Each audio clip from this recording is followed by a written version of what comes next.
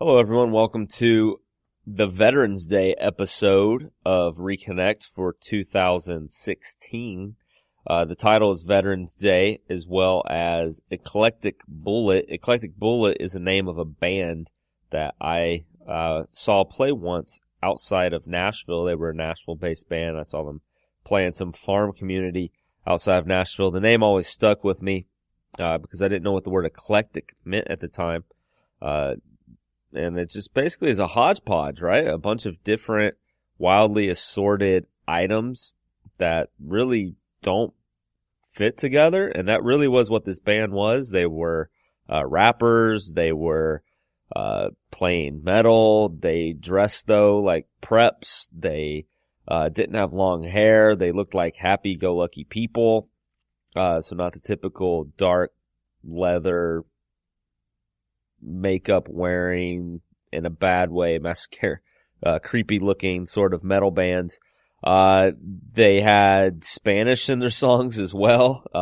They had a guy that had some sort of, I think, Hispanic background, but he wasn't the one even singing the Spanish all the times in the song. It was their white lead singer.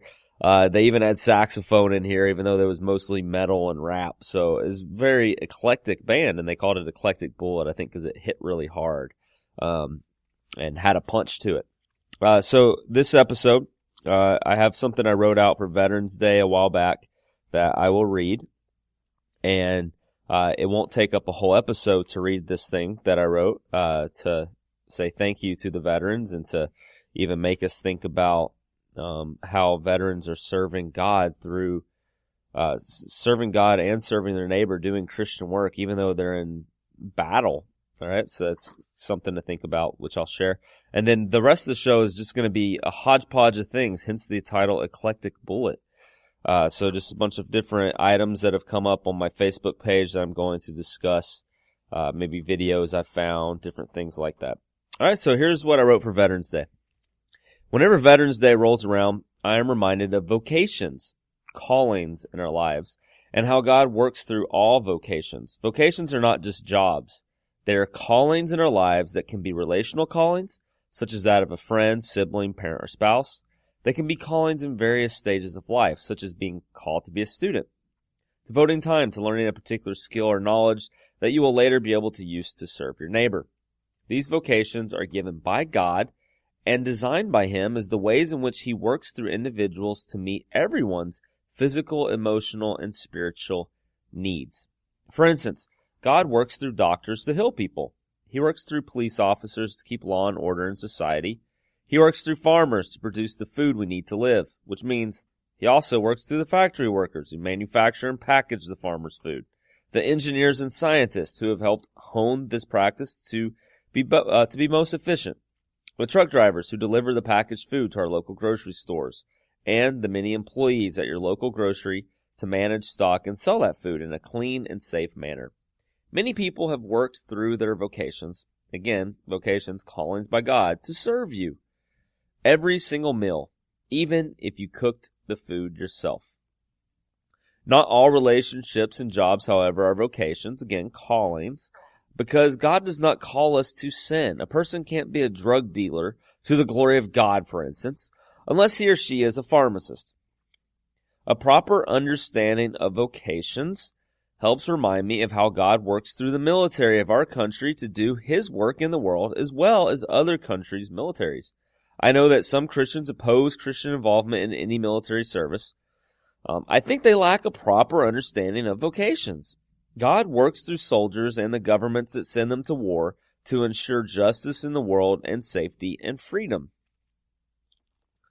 As an apologetic for the military being a vocation, again, calling from God, how Christians can faithfully serve in a military vocation, I have some quotes from Martin Luther on vocation. They were taken from a website called trinitypartners.org. So here are these quotes from Luther. A cobbler, a smith, a farmer, each has the work and office of his trade, and yet they are all alike, consecrated priests and bishops, and every one, by means of his own work or office, must benefit and serve every other. that in this way many kinds of work may be done for the bodily and spiritual welfare of the community, even as all the members of the body serve one another. What you do in your house is worth as much as if you did it up in heaven for our Lord God. We should accustom ourselves to think of our position and work as sacred and well-pleasing to God, not on account of the position and work, but on account of the word and faith from which the obedience and the work flow. Monastic vows rest on the false assumption that there is a special calling, a vocation, to which superior Christians are invited to observe the counsels of perfection, while ordinary Christians fulfill only the commands. But there simply is no special religious vocation, since the call of God comes to each at the common task. But there is simply no special religious vocation, since the call of God comes to each at the common task. The idea that the service to God should have only to do with the church altar, singing, reading, sacrifice, and the like, is without doubt but the worst trick of the devil. How could the devil have led us more effectively astray than by the narrow conception that service to God takes place only in a church and by the works done therein? The whole world could abound with the services to the Lord, not only in the churches, but also in the home, kitchen, workshop, field. And as Luther ended that quote with field, I have a question to ask then. Could that not also apply to the battlefields? God bless you, veterans, for your service to our country. In particular, I know Tim Brink, I know Jonathan Pratt, both work here at Crean with me. Also, Gabriel Castrione used to work at Crean. Lutheran, all veterans. So thank you for your service. Thank you to my uncle Eugene Rasman. Also, thank you to my cousin Brandon Kendrick. Those are family members that have served. I'm sure there are many others I can think of. Oh yeah, friend Anthony Landry. Thank you, Anthony Landry, for your service, as well as to Jake Reed and Jonathan Reed, and as well as to Dennis Landry as well. Dennis Landry for serving. Also, just come to mind, Phil Thompson. Thank you for your service as well. Those are the veterans in my life that come to mind right now that I just wanted to personally thank for serving our country. All right, next topic up. I think it deals with rights, and I know that veterans fight for our rights. They risk their lives for our rights. Namely, I think the rights that James Conrad mentioned in the last episode, which was Jesus is pro-life.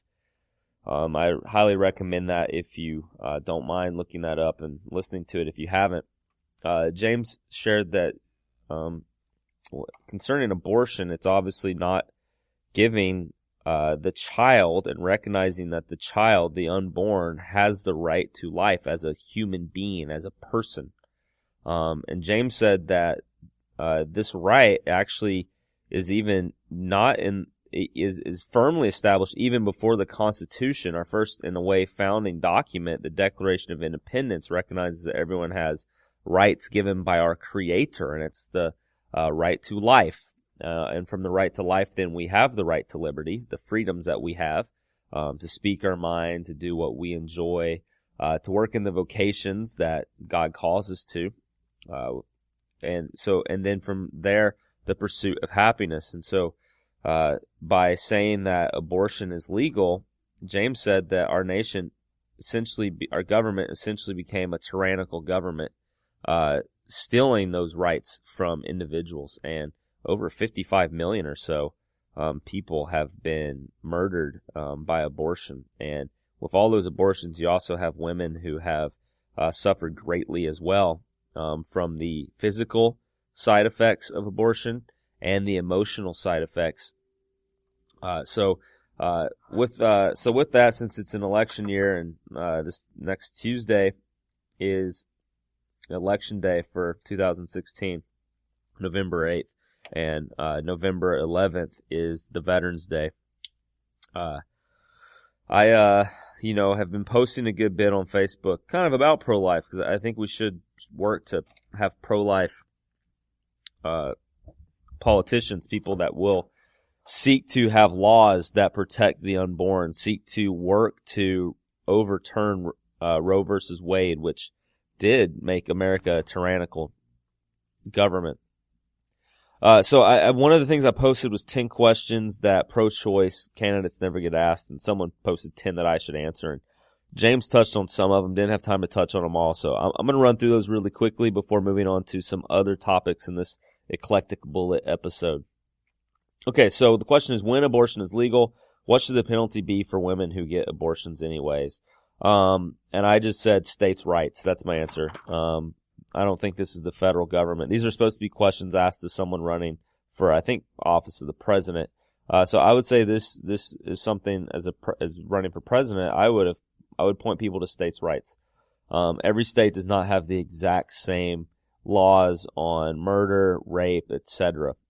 Or even the death penalty. We haven't had federal laws overseeing that sort of stuff. So I would put that to the states on what the states want to do as a penalty for women who get abortions. Second question, the Church of Christ scientist, right? So Church of Christ scientist, so this is the Church of Science, Christian, I think it's called the Christian Church of Science. He is the Church of Christ scientist. I'm not sure the exact title right now. They believe that we are a dream in the mind of God and that all earthly malady is an illusion stemming from a lack of faith. They do not see doctors. If a Christian scientist owns a business, should he be exempted from providing health coverage for his employees? If so, how should we prevent all employers from converting to Christian Science? That's a good question, right? And again, I would maybe go back to kind of the last one. I don't think it's the federal government's job for forcing employers to have health insurance. So I would say everyone should be exempted from providing health coverage for their employees by federal law. I would again leave that up to the state level to decide if they want to mandate this of their citizens. Personally, I think it should be the personal decision of each employer to provide health insurance. Healthcare used to be a perk for working for a particular company that provided it as a benefit. So I remember it was always called employee benefit. So the idea was it was a benefit. It wasn't a right. It wasn't something that the government was forced to do. It was a benefit of the employee for working there and being a faithful employee to the employer. They had this benefit of health insurance. And again, I think part of this too was everyone could buy into this, right, as well, maybe. So being a part of a collective, you could buy into health insurance. You need a group of people that can bear the cost, collectively, percentage-wise. Only a few people will end up needing these really expensive operations. So if we all pitch in with this health insurance, then we'll be good. So I think, maybe some jobs it was a buy-in opportunity. A perk of being there is that you get to participate in this cooperative group.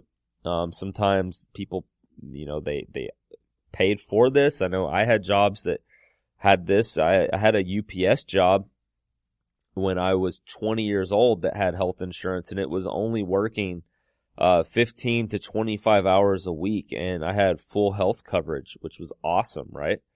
They didn't have to do that. They just did. And that was a way they got workers. People would work for them because they knew hey, I need health insurance right now. I can work 20 hours a week here and I can get health insurance. So some people did that. It was like their second job even. So working 60 hours a week, they'd work somewhere, or they had a 20-hour job somewhere else and they couldn't, get health insurance. So they would work this 20-hour a week job at UPS to get health insurance, or they're self-employed and, they work on their side business 20 to 30 hours in the week, flexible hours with what they need to do because it's their own side business. And then they would work at UPS for a 4-hour shift Monday through Friday to get the health insurance, which was covered as being there. So, really great stuff. They didn't have to do that.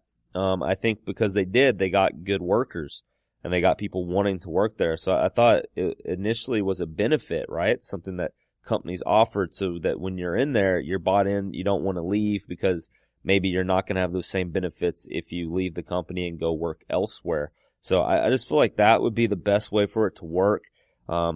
I feel like Obamacare was essentially doomed. And my understanding is, I was looking online. It seems as if the federal government had no mandate to have employers have to provide health care until Obamacare. So, I mean, this is very recent in American history. That's federal law.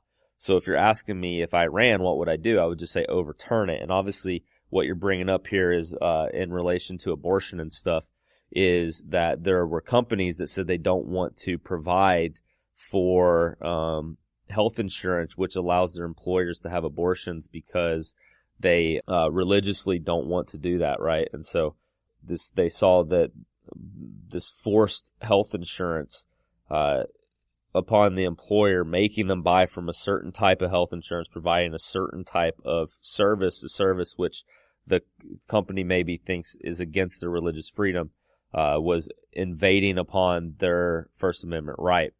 And you're just saying, well, if that company gets away with it, then why can't everyone just become Christian Scientists and not have to pay it? And I would say they shouldn't have to. We should overturn that. And again, I would say put it to the states. If the local government wants to force this, do it.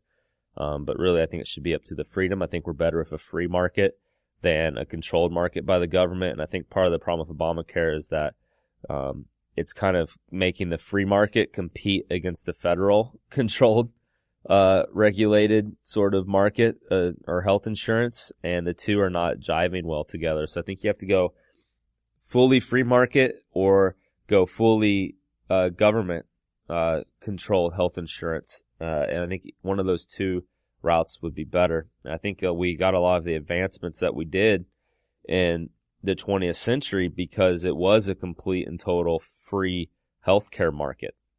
If I have time to find an audio of a group talking about how the free market has helped our health capabilities, or not health capabilities, our health services, I'll try to add that here. Overall point I have to make about healthcare, especially if there are Christians in our audience, and I would think that a lot of people who listen to Dead Reckoning appreciate Christianity, at least, but I think the hard part for Christians about the healthcare issue is that there's really 2 points of view. You know, there's the point of view that says healthcare is a right, you know, and they're not talking about just reproductive, you know, stuff like that. They're talking about healthcare, like for the sick, that they think that this is a right and government should provide it because it's a right. And then on the other hand, you have a different point of view that says actually healthcare is not a right, it's a commodity. And how we allocate resources within the health sector matters because we want the most people to have the best access to the highest quality of this commodity, of this service that's being provided by people who get paid to provide the service, like my husband, who's a young doctor. And I wish that I could say that healthcare is a right, because that would be a cool, popular sounding, you know, lovey-dovey, kumbaya kind of thing to say. But if we confuse ourselves and we tell ourselves that this is a right when it's actually a commodity, then we will be woefully wrong when it comes to the other choices we have to make about how this system, how the structure should work. If it's a commodity, it should work like a market. If it's a right, then yes, the government has some place protecting it. But it's not a right. And I wish I could say it was, because that would make me cool and popular and all the kids would like me. But that would not be true. And we have to recognize that, you know, what reality is. Healthcare is a commodity. The best way to do it is in the private sector. And I know people don't like to hear that. A lot of times Christians don't like to hear that because they'd like to believe that healthcare is a right, because a lot of people like to believe that rights are just whatever we think other people should have. We think everybody should have it, so that makes it a right. I think everybody should have healthcare, but that's not what I believe a right is, you know? And so I think we've got a real philosophical divide in our country right now. That's why you see Democrats weren't really happy with the ACA either. A lot of them wanted the public option. They wanted single payer. They wanted Medicare for all. They wanted socialized medicine. That's what Bernie Sanders says he wants, you know? But you can only support that if you don't see how healthcare is truly a commodity, and we need to have some market forces, some business basics in place, or else you're going to get, you know, like the co-op situation. And I get them going out of business, and then nobody gets served. And Hadley, it even goes further. You're right to point out the fundamental philosophic core of the debate and the divide. But it goes further than that, because, you know, one side consistently paints the other as, well, you don't care about people who don't get health care. You don't care about it. And no, that's not what the debate is about at all. The debate is about how can we get this commodity to the people that need it. Effectively, most efficiently, with the lowest cost and best and best service, right? That's what and we're you can talking still about. believe in a safety net. You can still believe it's a commodity and think, well, for some people it's still really hard for them to afford, so let's provide a safety net for them. Well, even that doesn't rule out believing in a safety net. Right, and even under the old system before the ACA, I'm pretty sure that hospitals were required by law to actually treat people who walked in the emergency room doors. Right. It wasn't a great system, but they were required to do that. The name has returned to me, and this is a name that will live in infamy. Bart Stupak. Bart Stupak was the representative from Michigan who led the coalition of pro-life Democrats against the ACA, and he flipped because he bought the song and dance sold to him by Barack Obama about a stupid executive order that was going to protect religious organizations from having to fund contraception. When Obama got his way in the House of Representatives and got the law passed, he did the exact opposite. And Bart Stupak resigned because he knew he was going to lose his next election. Or he didn't run, and he retired. And I don't think anybody's seen a pro-life Democrat since. Hadley, Remley a few minutes ago asked, based upon your comment, that healthcare isn't a right. Do you have some resources or some further introspection and authority? Oh man, all the reading that I would recommend on it, just off the top of my head, is like really old, really boring stuff from people like John Locke and other philosophers about like what rights actually are. Just the idea of natural rights. First of all, healthcare is not mentioned in the U.S. Constitution at all, and a lot of people don't realize that, but it's not a role of the federal government. There's, I think, a big role for states to play in terms of regulating health insurance and healthcare, making sure that somebody's not selling health insurance and then they disappear when you need to make a claim. I mean, that's fraud and that's abuse, and it's not right. Nobody should be treated that way. But in terms of rights, my understanding of rights is the natural rights perspective, that we don't have, the right to education or the right to healthcare, that those things are things that we can seek out. We can pursue those things in our pursuit of happiness, which is one of the rights that we have.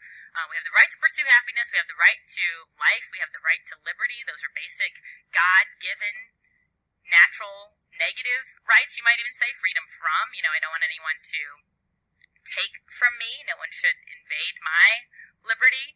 But when, and the proof is in the pudding too. A lot of this stuff is very philosophical that I'm talking about. But practically speaking, when we see governments step in and try to provide things that are not rights, then they don't do it as well as private sectors could. A lot of people said about the United States healthcare system before the Affordable Care Act that it was like 42nd in the world or something in terms of quality. That is just a falsehood. We had by far the best healthcare system in the world in terms of the quality of care that was delivered to people. They would say it wasn't that great because of infant mortality, but they wouldn't look at, how we measure born-alive babies versus the rest of the world. If something comes out of a woman, it's basically born alive in the United States. And in other countries, it has they have minimum weights and they have minimum days that a baby has to stay alive before they even count it. So we have incredibly high infant mortality. It's a bad metric. They would look at longevity, and they'd say, well, people in the United States don't live that long. Yeah, because we have a huge homicide problem in the United States. We have violence in our society like a lot of other societies don't have. And we also have obesity. We have bad lifestyle choices. I mean, a lot of these things have nothing to do with the quality of healthcare that doctors and nurses provide. So I would say we have the best healthcare system in the United States in the world because we have so far in history neglected to turn it over to government control. And so the proof is in the pudding. When you allow the private sector to rule over something, it's not heartless. In fact, it is the best way to get the highest quality to people. We have the best cancer survival rates in the world right here in the United States. We innovate more medical devices and drugs in the United States that are then shipped out to the rest of the world. I mean, the rest of the world depends on us to come up with some of these innovations in healthcare. Because we have the profit motive in place, we respond to supply and demand in our health sector. Now, I think we had a bad system before Obamacare, and I would love to see it replaced with something that actually allowed for more competition in health insurance, that actually allowed for, because when your employer is picking your health insurance plan, that's no bueno. You're not really a consumer then. You're just kind of taking what's offered to you because your employer chose it. So there's a lack of choice. There's a lack of competition. It's a distorted market we have in the United States. But if we could keep it a market, we could restore free market, free enterprise principles to it, I think it would function even better, and more people would have even better health care quality available Hey, so that was Dead Reckoning Radio. Host Brian Mattson, Jay, don't know his last name off the top of my head, and Hadley. I think Hadley's her first name, don't know her last name either off the top of my head. Dead Reckoning Radio, that came from an episode on their website, deadreckoning.tv. It's their episode from November 3rd, 2015, Healthcare Right versus commodity versus what should be in the market. I love how she explained there that the fact that America has functioned with healthcare as being a market for a very long period of time really helped pave the way for all the medical advancements we had in the 20th century. All right, question 3. The Supreme Court has spoken unequivocally about a woman's right to privacy. If elected, how would you go about overturning this? Even with 9 conservative judges, what lawsuit would you take to the court that would cause this decision to be reevaluated? Put another way, how do you sue someone for not aborting? All right, so I honestly don't know exactly how this would come down, but what I would assume could happen is that if a state passed a law saying that abortion is illegal in that state, that law would be challenged in the Supreme Court.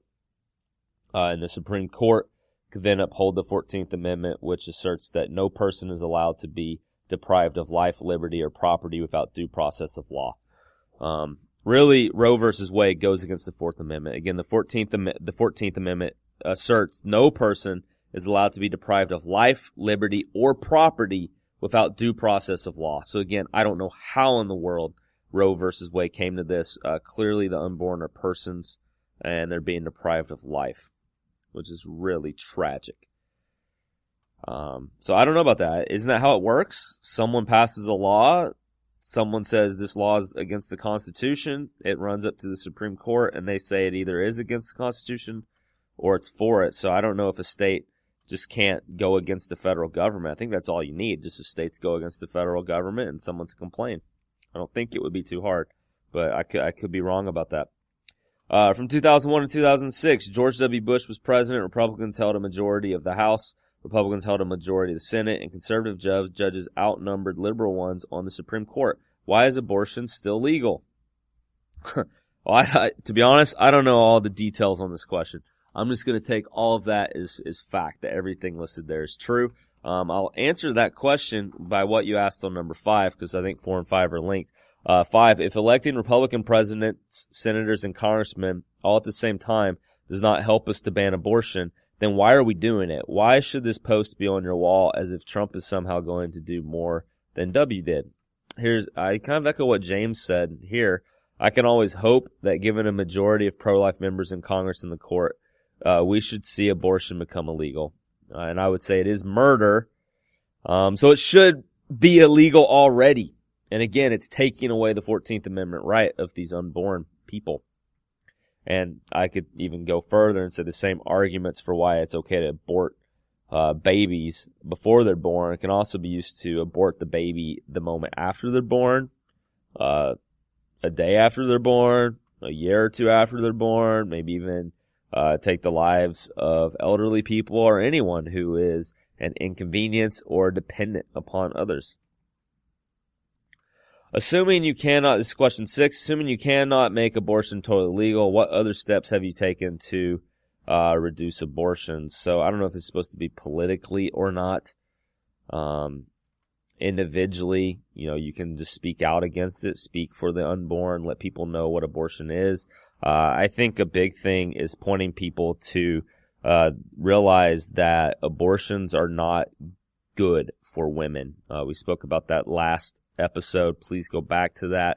You'll see links to afterabortion.org, which is run by the Elliott Institute. I had a link there to fact sheets about the percentages of women who struggle with future pregnancies, that struggle mentally now, that struggle with other physical illnesses, that struggle with depression, suicide, all sorts of issues that they have a higher percentage of life-threatening issues that can arise with their reproduction in the future that other women don't have because they didn't have this abortion procedure. And I mean, obviously some of those problems arise because the baby's not fully removed from the uterus. And so what happens there, it causes, sometimes there's scarring that's caused. Sometimes these body parts of the baby are left in there, not fully clean, that causes other issues with future pregnancies. And even future kids that are born with mental disabilities or physical disabilities, that you have a higher risk of that after having an abortion. And abortion is not good for women, and so I think that education needs to really be gotten out there. I would, if I had, politically, I would make sure that Planned Parenthood had to share that information and make it be known. I'd have all abortion doctors have to share that information. Here's the risk you run by having an abortion. Let it be known. Don't hide it. Don't bury it. Many women, number 7, many women can be persuaded not to abort if they know their child will be adopted. Now that same-sex marriage is legalized, do you support a fast track for adoption for these parents? I understand that children who are raised by same-sex parents are more likely to view homosexuality as normal, but is it really worse than murder? I don't know what's up with the fast track question. Would it be faster for them than what I would call true marriage parents? True marriage is man and woman. So are you saying it would be faster for the homosexual couple? Why would it need to be faster for gay couples? To be honest, don't even know if this question's worth asking. I don't even know if you have to be married now to adopt a child. I've heard of women that are single adopting children because they just want to be a mother, even though they're not married, and they still have that desire. So I've heard of that happening. I don't know if this is something that varies from state to state. Again, I would maybe throw this to state, the option, not a federal matter at all. I would say, to your question though, I'd say of course a child raised by his or her parents is better than a child being adopted. And of course a child being adopted by heterosexual parents is better than homosexual parents, since both mothers and fathers bring unique gifts and roles to parenting specific to their gender and to their role as mother and father. But being adopted by 2 gay people or even a single gay person is certainly better than being murdered. I mean, that's a duh factor, isn't it? So the fact that you said murder, but is it really worse than murder? You have murder in quotes. I'm curious. So do you agree that abortion is murder? If so, why do you support it? And there are studies and facts that can be given on how being raised by homosexual couples do affect the child negatively. It's not just that they think homosexuality is normal. No, it's they lose out. It does impact them by having 2 dads or 2 moms and not a mom and a dad, which is always the desired scenario. And I know that kids don't always have a mom and dad, but you work towards the desired scenario. You don't rob a child of the right to a mother and father. That's what we should be concerned about too, the rights of the child. Although I know that the person asking this isn't caring at all about the child at all because they want to murder the child. Just got away from the mic for a minute. I think I got a little book here by Frank Turek called Correct, Not Politically Correct, How Same-Sex Marriage Hurts Everyone. I think there's a section, if I remember correctly, on this, how same-sex marriage does hurt children. So let me see if I can find that really quickly. I mean, there's some points here since same-sex marriage. Hey, it's an eclectic bullet. Right now, let's go off on this, right? Just so you understand. Natural marriage is the foundation of a civilized society. Isn't that interesting? Marriage is much more than the private relationship of 2 people in a marriage. Marriage is a social institution that provides society with the very foundation of civilization. Nice. Natural marriage lengthens lifespans of men and women, civilizes men, and focuses them on productive pursuits. It protects women who often give up or postpone their careers to have children from being abandoned and harmed economically by uncommitted men. It protects mothers from violent crime. Mothers who have never been married are more than twice as likely to suffer from violent crime as mothers who have. Lowers welfare costs to society. Encourages an adequate replacement birth rate, yes, resulting in enough productive young people to contribute to society and provide societal security to the elderly. The United States birth rate is about 2.1 per couple. Any lower in the nation cannot sustain itself without immigration. Children from natural marriage homes are 7 times less likely to live in poverty, 6 times less likely to commit suicide, less than half as likely to commit crime, less than half as likely to become pregnant out of wedlock, develop better academically and socially, healthier physically and emotionally when they reach adulthood. Those came from The Positive Effects of Marriage, a book of charts. The Heritage Foundation came from Michael J. McManus. Why is it in the government's interest to save marriages? So that's where those stats came from on that. Children from fatherless homes are 7 times more likely to live in poverty, 6 times more likely to commit suicide, more than twice as likely to commit crime, more than twice as likely to become pregnant out of wedlock, worse off academically and socially, worse off physically and emotionally when they reach adulthood.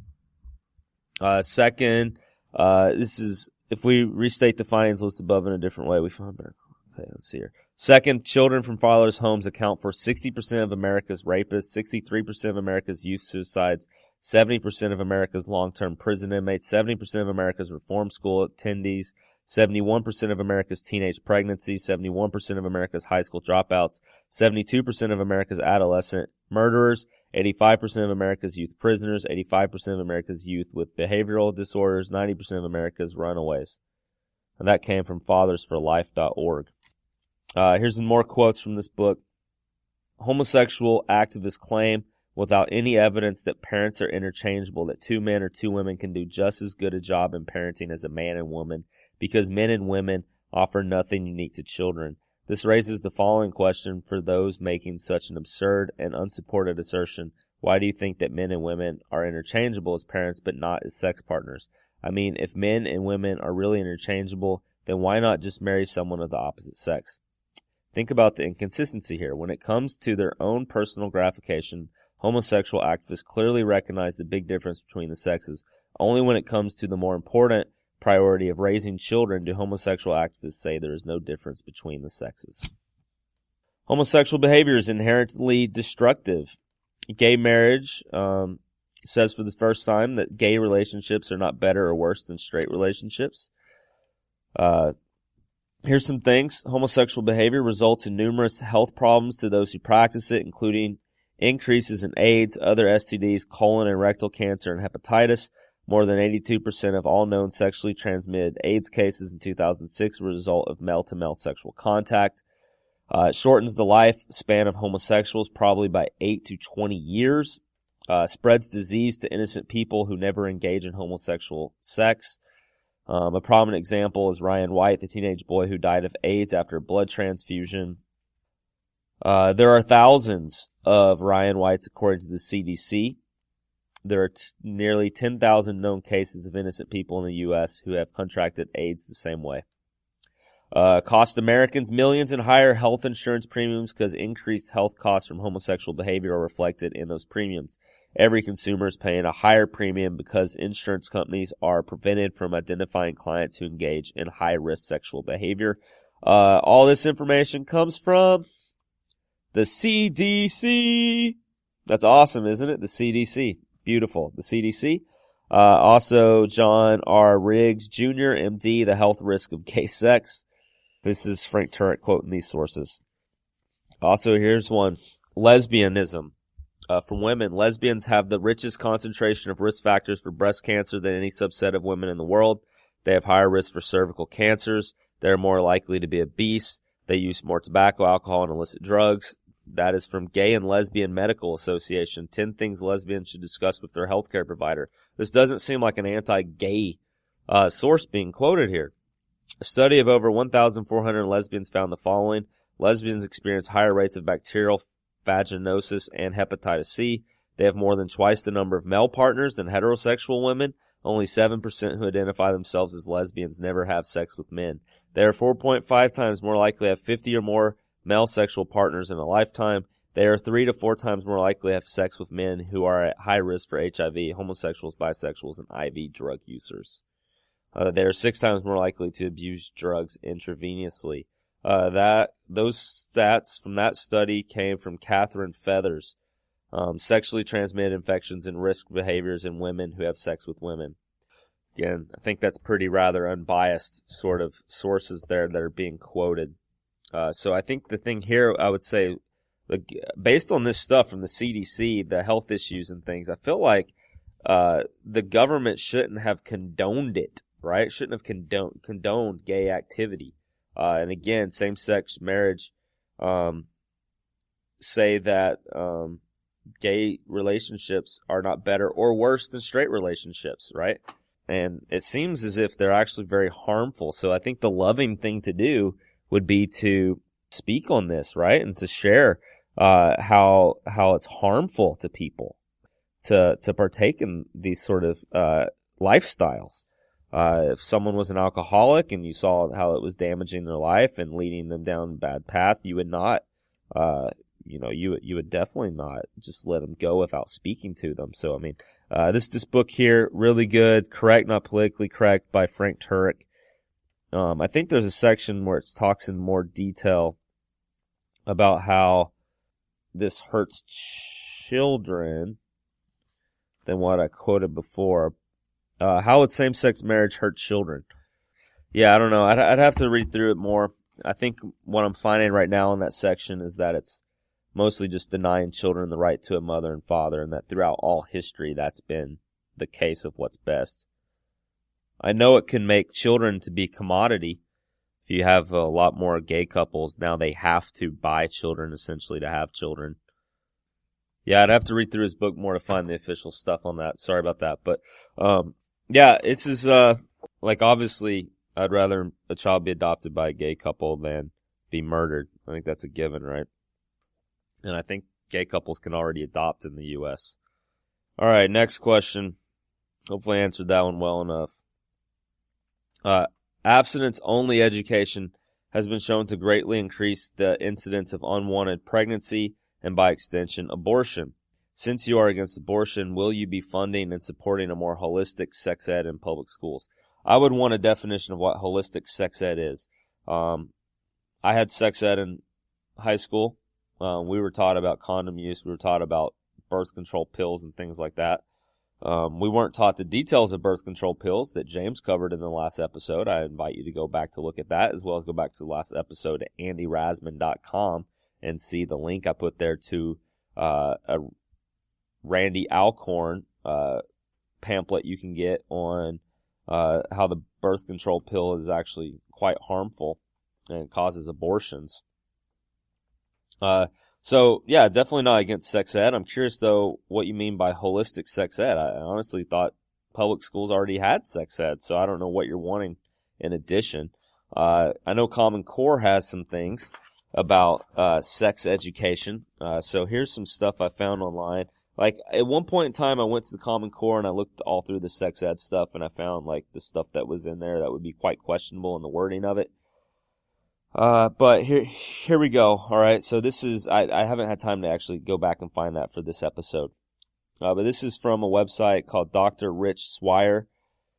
Here's some quotes on Common Core stuff. Children are taught holding hands, hugging, kissing is the same as every other deviant sex acts. They're taught there is a sameness to, quote, all sex. There is no such thing as normal sex in Common Core. Wide open sex of every weird type is taught to be acceptable in Common Core. Pornography is no longer looked down upon in the Common Core curriculum.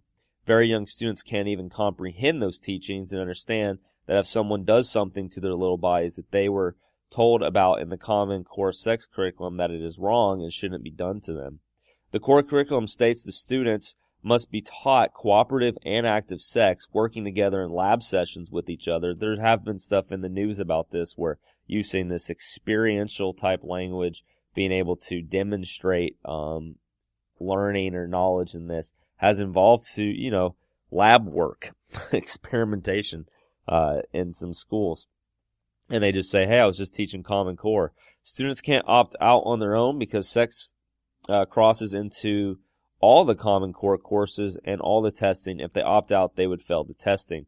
They're being taught by especially sex-skilled teachers, and the students are tested on sexual skills and concepts being taught. Every imaginable inappropriate sexual skill is being taught to students in kindergarten through grade 12. And I don't know how this is helpful to teach all this, right? I mean, how does that help limit abortions by teaching every imaginable inappropriate sexual skill, right? This is masturbation. This is a blowjob. This is oral sex. This is anal sex. This is gay sex. It's like, how is that helpful? These inappropriate sexual skills are being driven into the Common Core curriculum and are being tested by the Department of Health, Education, and Welfare. All right, here's another one I found from the Inquisitor. Common Core sex education is teaching your children about sex, masturbation, and even abortion through some very pornographic cartoons. First, we'll start with the brand new sex education books your kids might, again, this is just might, be reading for their class. According to USA Today, a book titled It's Perfectly Normal is now being used for sex education in health classes. The thing that stands out about this book are the drawings of naked people in the book. Technically, there have been plenty of textbooks with drawings and pictures of naked people for educational purposes, but they were presented in a way that parents and teachers would consider acceptable for the lesson. Now the drawings are not acceptable as the naked people are sketched explicitly some in sexual acts. The book is said to be for children 10 years or older, but it is still making parents very uncomfortable. Tim Schmidt, a parent of 2 children, explained how other parents are reacting when they see the content inside the textbook. Most of the time, when I showed this textbook to parents, their jaws hit the floor, they were shocked, and then their reaction changed to outrage. It has a lot of explicit drawings, cartoon images, lifelike cartoon images, and a look of nudity. It actually shows people having sex. Because of the content, I am not allowed to post most of the pictures of It's Perfectly Normal in this article, in which there are details of teaching children how to masturbate, how to put on a condom, and even how to have sex. However, there is one part I can post up from the book that may anger some of your parents. It is the chapter on abortion, and there's a picture there, and there's a little note saying, nowhere in this chapter on abortion is there any mention of adoption. So, again, holistic sex ed. Is adoption mentioned? Is abstinence taught? Is it taught that, like, hey, these condoms, if you read the box, they're not 100% fail-safe, right? Even if you use them accurately, they're not 100% fail-safe. It's like 99.7. So what is that? 3 in 1,000 are going to fail. So keep that in mind, right? None of these things are fail-proof, right? And so it's not just taught use condoms and stuff. I'm completely for, if you want to teach education, it's great. I think it's good to teach sex ed. Nothing wrong with that. I just want to know what's wrong with what we currently have, and why is this Common Core stuff having to be pushed? I mean, let's go back to how it was before, and definitely let's make abstinence part of it. Let's make adoption part of it. And when it comes to abortion, let's actually teach how it's damaging to the women that actually have these abortions. Number 9 question. If a woman feels compelled to abort because she cannot afford to feed and care for her baby, what entitlement programs would you fund that would ensure her baby has a right to life after its birth and not just before it? The baby always has a right to life would be my answer. The 14th Amendment affords that. The Declaration of Independence states this. It's not a federal issue. If local governments or organizations want to help, they can, and they can do a better job than the federal government can, right? Just throwing out EBT cards doesn't do it. Just throwing out welfare checks doesn't do it. I don't think this needs to be the federal government's role. I think the church should step up locally. I think the church has stepped up. We have food kitchens. A lot of times these are there's even homeless shelters, and a lot of times these are run by nonprofit organizations, and oftentimes they're Christian organizations. I know one in Orange County, 10-15 minutes from me. I donate to them. I have been there to help serve food before and play with the children. We've had the children from there bust over to our high school during the summer, and we put on games and activities for them and gave them lunch and things. So, I mean, we do stuff like this locally.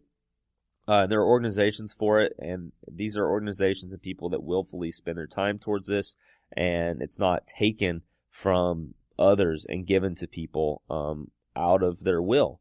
And so I think there are places for this mother to get help, and there are people who will adopt her baby. I think the adoption process should probably be made easier and less expensive. I know why it is so expensive. That way these kids aren't just bought as chattel and used as sex slaves or work slaves, but people that don't really care for them. So I get why there's a long process, but I would just say, the right to life is, you have the right to life. It doesn't mean that the government has to feed everyone.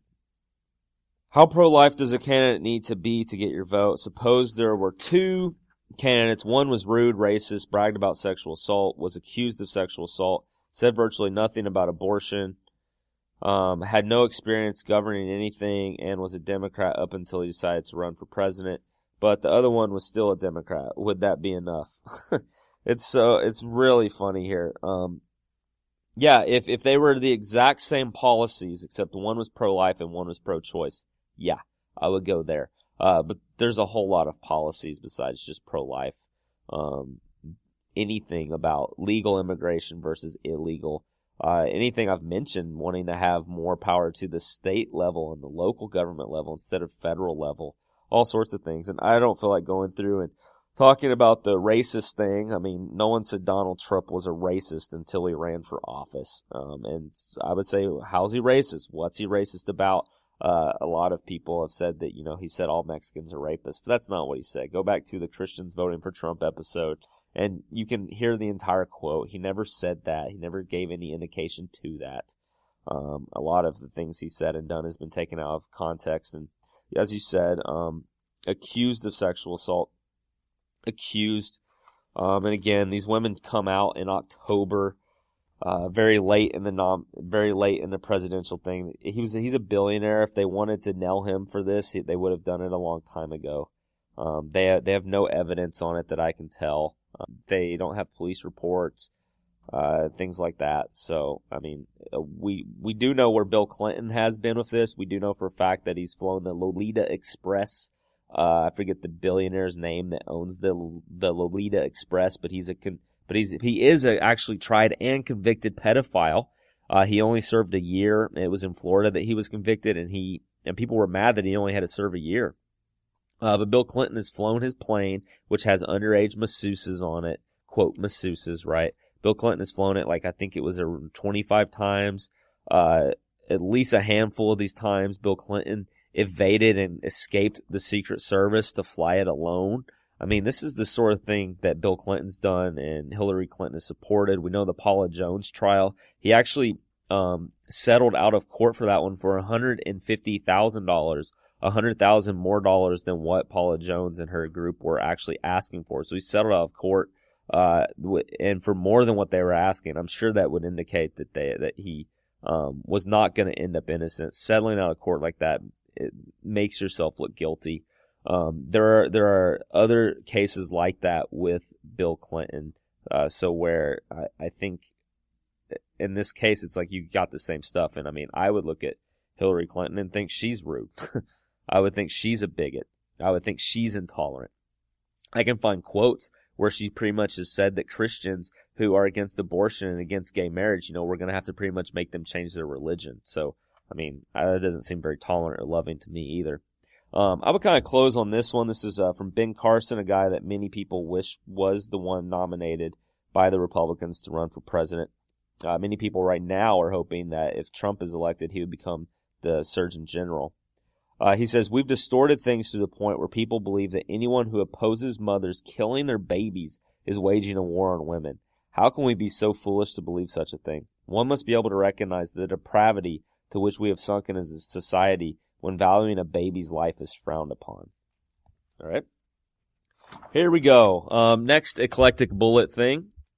Berkley protest. Yeah, since this one kind of left off with the racism thing, let me show some examples of racism that have happened recently. And I know this podcast is supposed to be towards sharing and defending the good news of Jesus Christ. I think I'm going to get there with this racism thing really soon. I think on the abortion stuff, the gospel there is Christ died for all sins, right? Died for all of them. Anyone who has participated in the abortion industry, Christ died for you. Anyone who's had an abortion, Christ died for you. He loves you. He forgives those sins. And in faith, that forgiveness is received and you have salvation. You have eternal life. With the races, I would say God created one race, the human race. All right, so here's something I found very disturbing recently.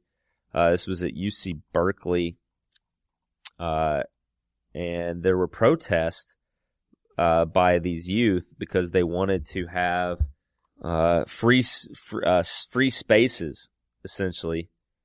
Trying to pull this thing up. Open, please. There we go. Berkeley protest.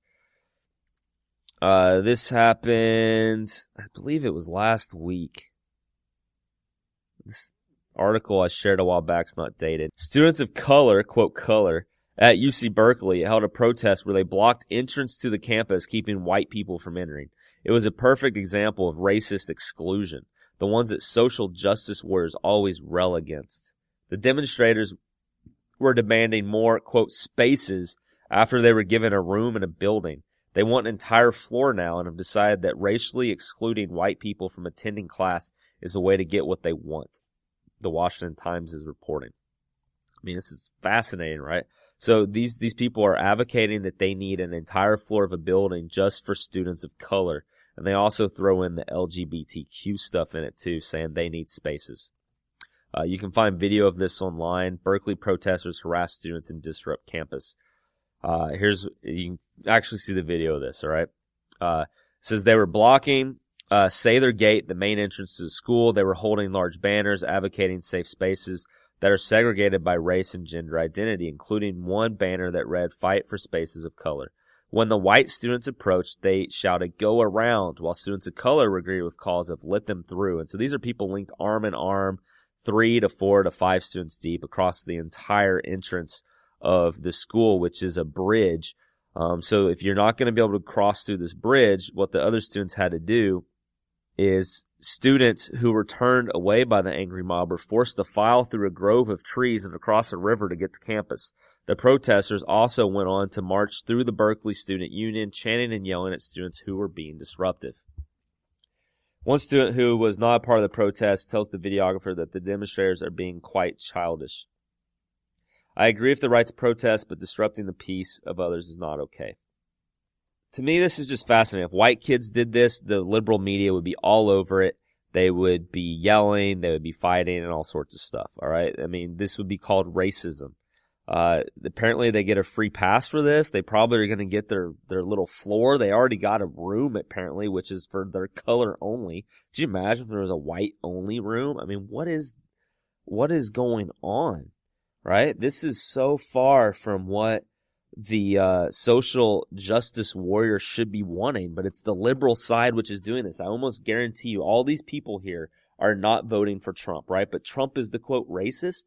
I guarantee you the person that sent me that question about Trump being racist, these people are not voting for Trump. Just can almost got it in my gut that they're not doing that. I don't understand why we've gotten to this point right now. Here is something else on races, which I find fascinating. This is where I think this is something that you can put into practice, something that you can do in response to this. This comes from a Newsweek article. The Newsweek article came, let me get it pulled up. Let me get the data of this thing.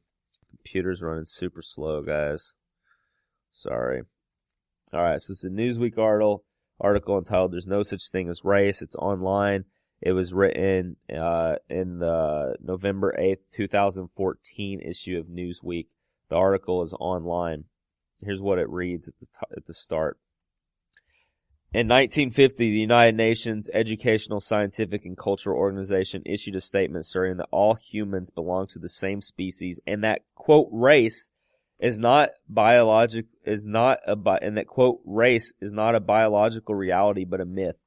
This was a summary of the findings of an international panel of anthropologists, geneticists, sociologists, and psychologists. A great deal of evidence had accumulated by that time to support this conclusion, and the scientists involved were those who were conducting research and were most knowledgeable about the topic of human variation.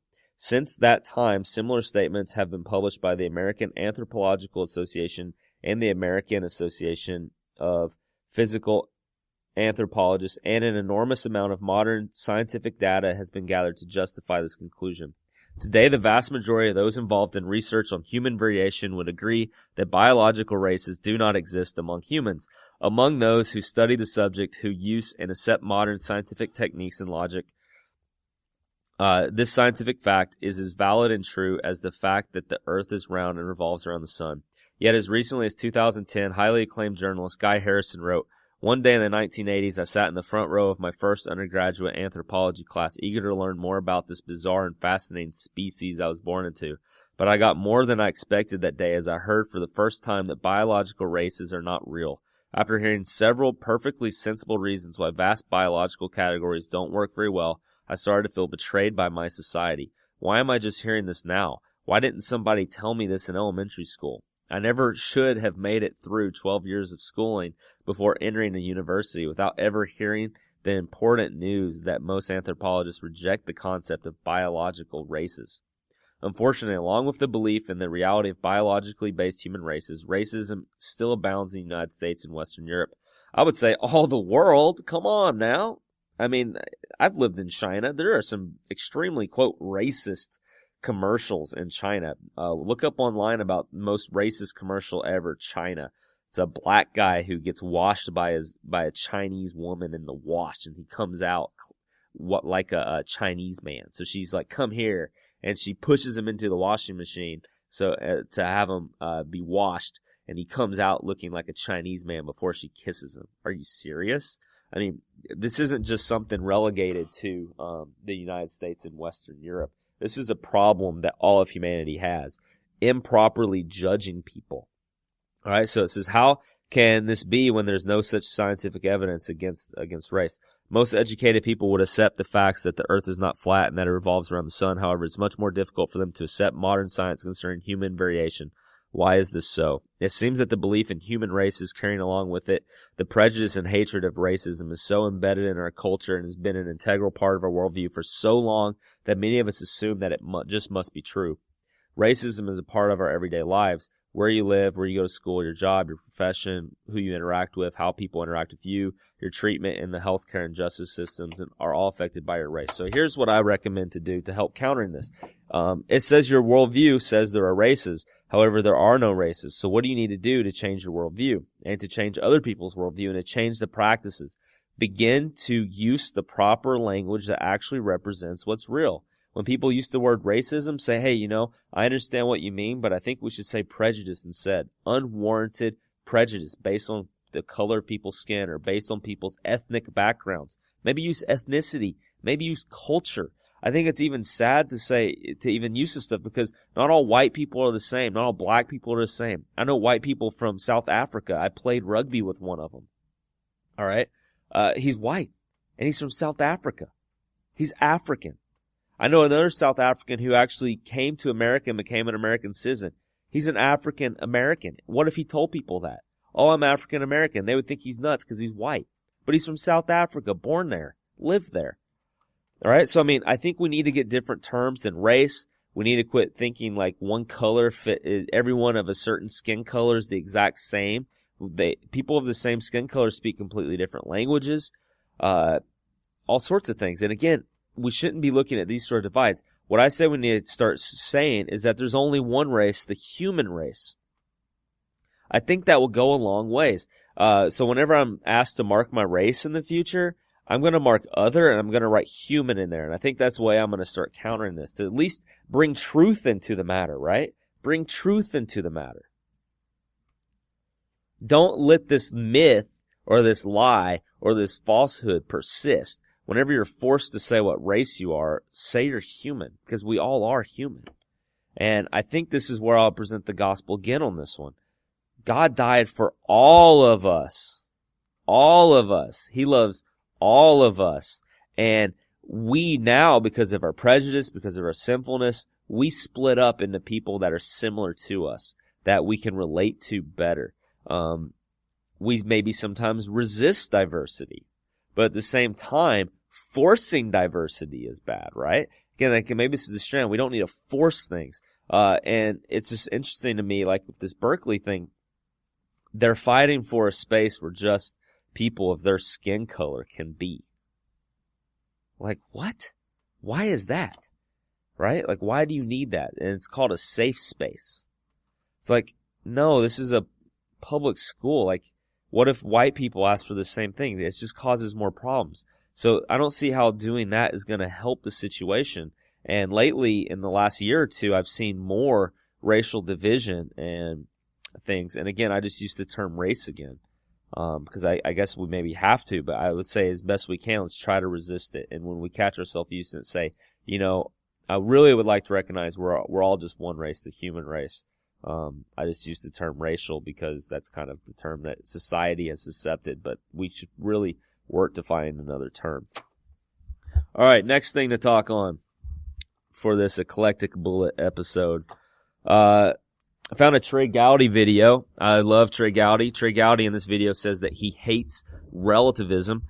He is a guy who was tasked with in Congress, a board tasked with investigating the Benghazi incident that occurred, where four Americans were killed at the embassy in Benghazi, and you know, Clinton is kind of thought to be at fault in why they were murdered by these mobs, and she lied about why they were murdered. She didn't want to say it was just Muslims, Muslim terrorists and stuff, or just Muslims going crazy over there. It was some guy made a video that sparked these people. No, it was the anniversary of September 11th, and Muslims attacked our embassy, and there were warnings about them doing this beforehand that she ignored, right? And the people ended up dying on our embassy, at our embassy, which is basically American soil, if I understand. It's like kind of America's sovereign there. So it was basically an attack on America when that happened.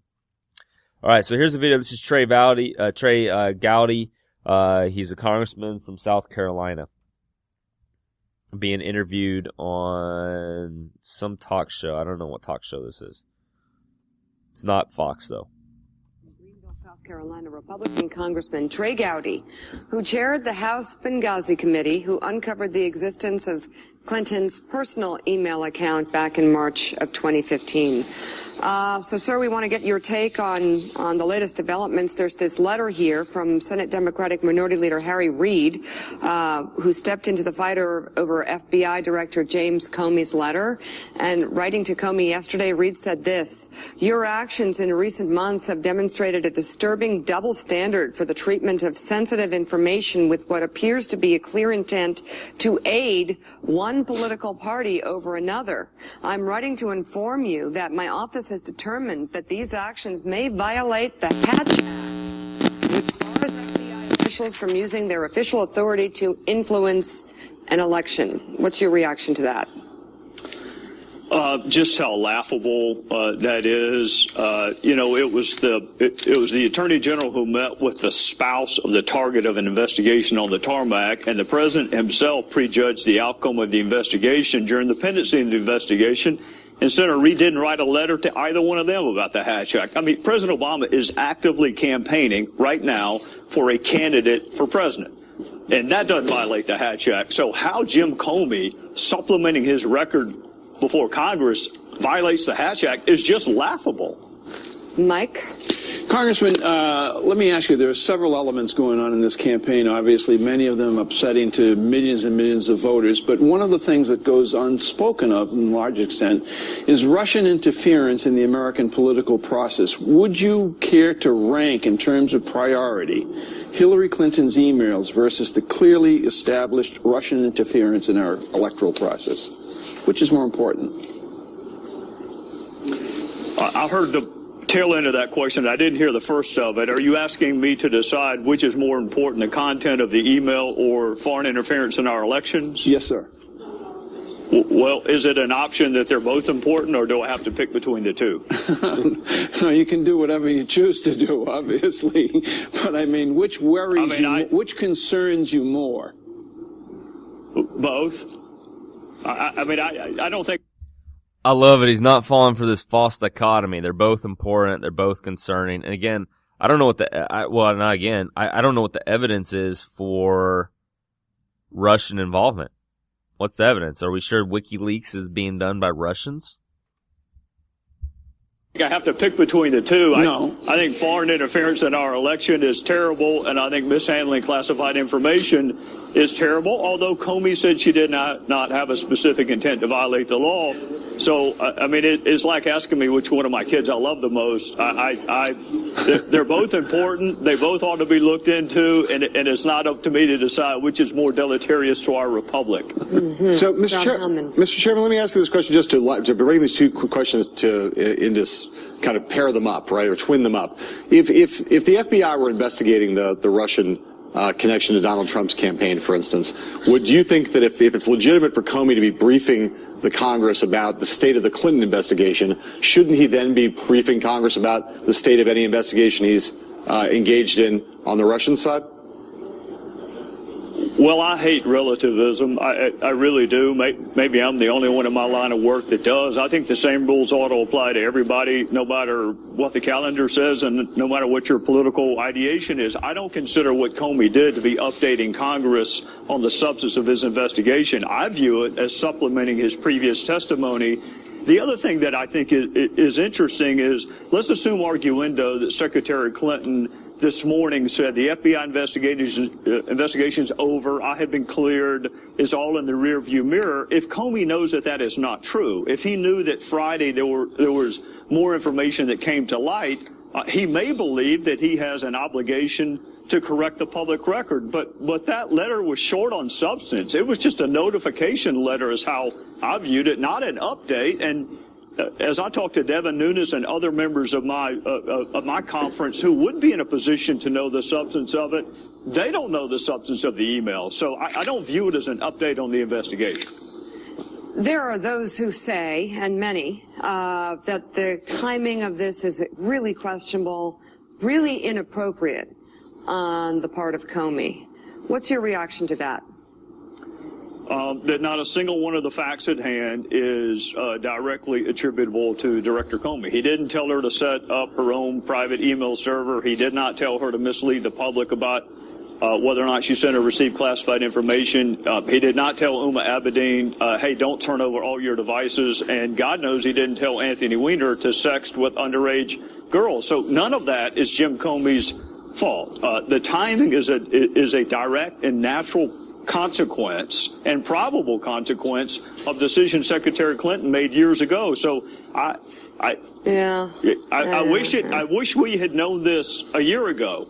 But is that Comey's fault that we did not know she had a private server 2 years ago? That's not the FBI's fault. Article from Greenville. All right, there we go. So natural consequence of sin is that you're going to have problems in this life. And the final end, ultimate consequence of sin is eternal death. Thanks be to God through Jesus Christ that we don't have to experience this eternal death, that all of our sins have been atoned for by Christ.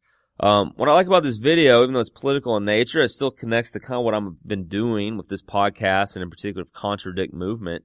I think what Trey Gowdy said at the about halfway through that video, he said, I hate relativism. All right, so when it comes to the law is relative or it is not. All right, the law is relative or it is not. That would be God's law, right? Can I just say God's law? This is the part of God's law that's good. This is the part of God's law that is still applying today. This is the part which isn't in terms of His moral law. Rights, natural rights, the right to life, right to liberty, right to pursue happiness, right to property. Are these rights given by God, as the Declaration of Independence says? Or are they not given by God? If they're given by God, and God's eternal, and God's good, and God's always, Jesus Christ is the same yesterday, today, and forever, those rights would always remain. But if they're not from Him, then they're from the government, then it's a select few people that get to decide what's right and what's wrong. The court could flip back and forth and say it's the right of the mother to kill her child, and then later say it's the right of the mother, it's the right of the child to not be murdered by his or her mom, right? So, I mean, we don't want our rights grounded in men, otherwise everything's relative, depending on who's in power at the time and what the judges decide to think or how they want to interpret something, like the Constitution. good is good and evil is evil, or morality is up to personal opinion. It's all relativism. Things are relative, then what's good to you may be evil to me, and what's evil to you may be good to me. When it comes to voting, if you haven't voted yet, I'm going to try to release this episode before the normal Tuesday release, just in case someone listens to this before voting. I know a lot of people are despising Trump right now. His character, things he says, things people have accused him of, things we've heard him say on tape himself. The thing I have noticed with him is that he has yet to call evil good. And with Hillary, she has called abortion, murder, good by saying it's a woman's right, by saying it's a health care issue, that it's a right for a woman. It's a reproductive right. I mean, wow, right? Calling evil good.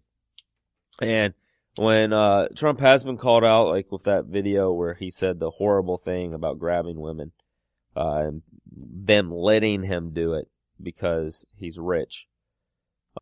That is obviously something that's wrong for him to have said. Wrong if he's actually done it.